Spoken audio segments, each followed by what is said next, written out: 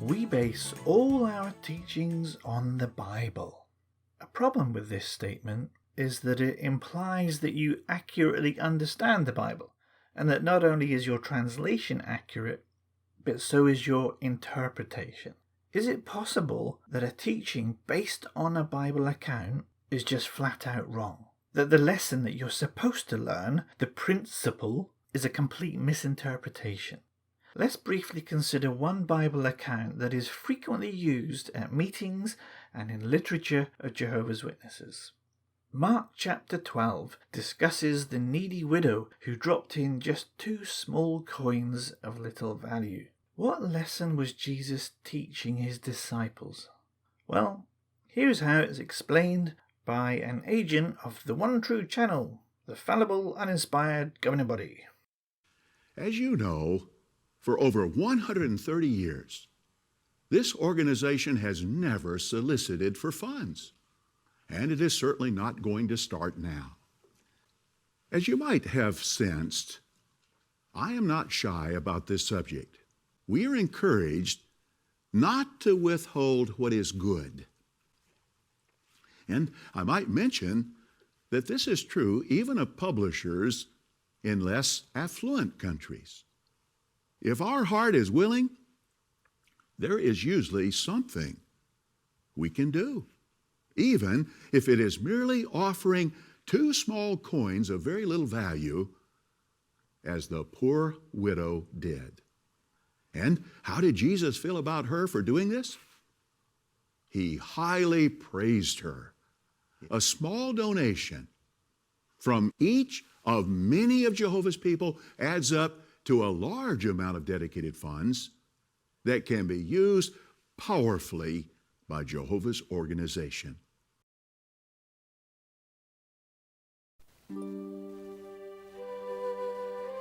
In ancient times, when an Israelite made a heartfelt offering to support the temple, that offering was referred to as a gift in hand to Jehovah.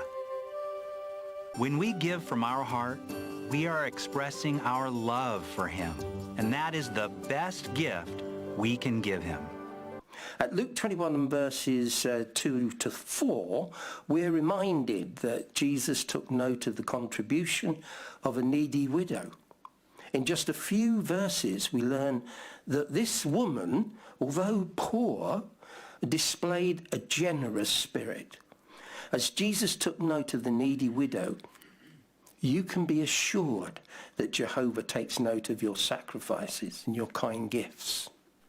But it's said here that whoever we are, whatever our circumstances are, we can all make a contribution somewhere. And also, it's an expression of our worship. Giving a contribution is an expression of our worship, isn't it? So that's good. Our balance is going up, and that's because of you. Lovely. So there you go. It's a Bible teaching. We all have a responsibility to give money to JEHOVAH'S. Jesus told us to. Or did he? Why did Jesus even mention the needy widow? Why did he bring this up? Was it because she was a first-class worshipper of Jehovah, worthy of imitation? Before we look at the context, just consider these other verses that discuss orphans and widows. There's a thread that runs through the entire Bible that highlights the need to look after those in your village or in your community who may be vulnerable, especially orphans and widows. And even in the Christian scriptures, James 1:27, the form of worship that is clean and undefiled from the standpoint of our God and Father is this, to look after orphans and widows in their tribulation. Now consider the context of Mark chapter 12. Verse 38, we're told that in his teaching, he went on to say, look out for the scribes and their helpers that want to walk around in robes and want greetings in the marketplace as they sign people's Bibles. And they want the front seats in the synagogues, the most prominent places at evening meals in the Bethel dining room. But here's the point. Verse 40. They are the ones devouring the houses of the widows, and for a pretext make long prayers. These will receive a heavier judgment. Okay, so Jesus in his teaching has just condemned the ratbag scribes for devouring the property of widows, and then verse 41 tells us that he sat down with the treasury chests in view and began observing how the crowd was dropping their money in. And verse 42, now a poor widow came and dropped in 2 small coins, which have very little value. And so Jesus, observing this, did he think to himself, I'm going to highlight this to show my disciples just how badly the scribes are treating widows, how they devour the property of widows. And he says, look, this is what I'm talking about. Truly I say to you that this poor widow dropped in more than all those dropping money into the treasury chests. They dropped in out of their surplus, but she, out of her want, dropped in all that she had, her whole living. This poor old bird is so controlled, so conditioned by the religious leaders that she feels that she has to contribute, even though she has nothing. Reminds me of this.